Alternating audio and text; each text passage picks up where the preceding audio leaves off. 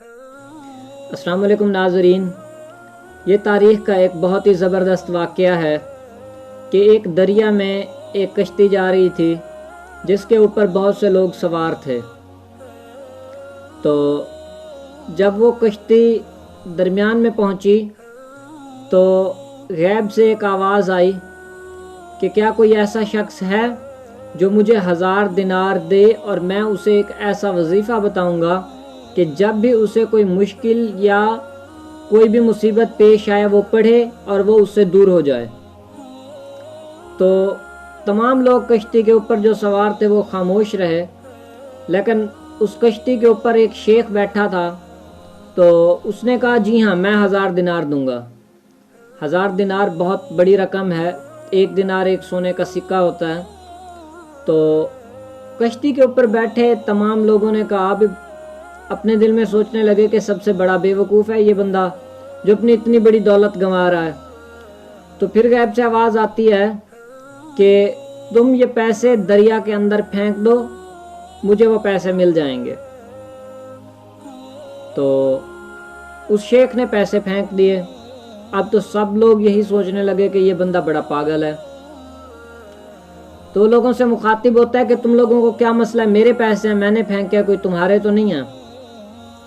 تو اسی اثنا میں کیا ہوتا ہے کہ اچانک دریا کے اندر ایک طوفان سا اٹھتا ہے اور دریا کی جو لہریں ہیں وہ تھمنے کا نام نہیں لیتی، اور وہ جو کشتی ہے اس کے سارے تختے الٹ پلٹ ہو جاتے ہیں اور ٹوٹ پھوٹ جاتے ہیں۔ صرف ایک تختہ باقی رہتا ہے جس کے اوپر وہ شیخ بیٹھا ہوتا ہے۔ تو جیسے کیسے وہ تختہ جو ہے شیخ کو لے کے دریا کے کنارے پہنچ جاتا ہے۔ تو جب دریا کے کنارے پہنچ جاتا ہے، کسی کنارے لگ جاتا ہے، تو شیخ وہاں سے اترتا ہے اور پھر ادھر ادھر دیکھنے لگ جاتا ہے کہ شاید کہیں کچھ کھانے پینے کا بندوبست ہو سکے۔ پانی تو وہاں موجود تھا لیکن کچھ کھانا تو نہیں تھا، اور اس نے سوچا کہ شاید آس پاس کہیں آبادی موجود ہو۔ تو وہ چلا آگے، اس نے ایک بہت بڑا محل دیکھا، جنگل کی طرف ایک بہت بڑا محل دیکھا۔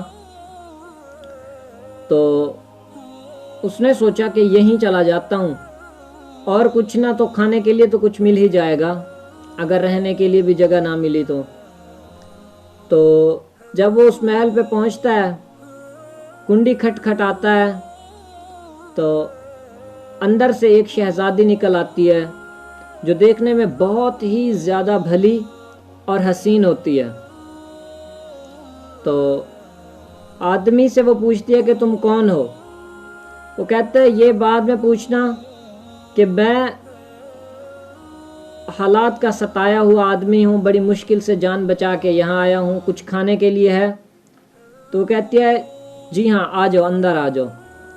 تو اسے اندر لے کے جاتی ہے تو وہاں مختلف قسم کے جو ہے نا کھانے اس کے سامنے پیش کیے جاتے ہیں۔ وہ دیکھتا ہے کہ ٹیبل کے اوپر بہت ہی زبردست کھانے سجے ہوئے ہیں۔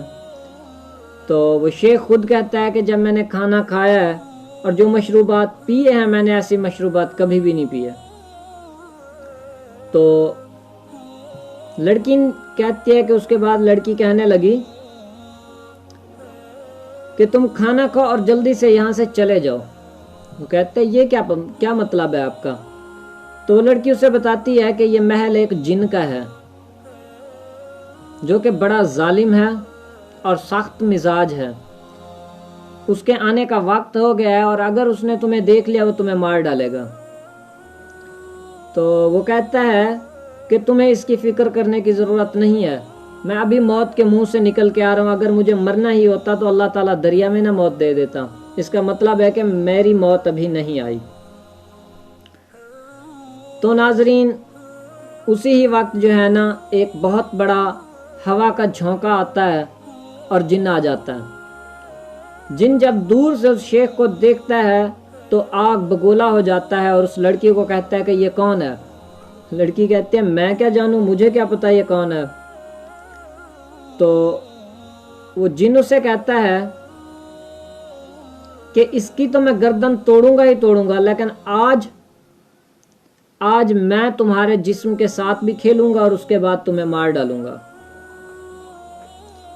تو وہ عورت جو ہے اس نے شیخ کو بتایا ہوا ہوتا ہے کہ اس جن نے میرے ساتھ سب کچھ کیا ہے، بوس و کنار وغیرہ، میرے ساتھ لیٹا سویا سب کچھ، لیکن اس نے ابھی تک میرے ساتھ جو ہے نا کوئی زنا وغیرہ نہیں کیا، اور میں اللہ تعالیٰ سے اس کی پناہ بھی مانگتی رہی ہوں، دعا بھی مانگتی ہوں کہ یا اللہ مجھے زنا سے بچانا، کہ زنا انسان کے ساتھ ہو یا جن کے ساتھ ہے تو زنا۔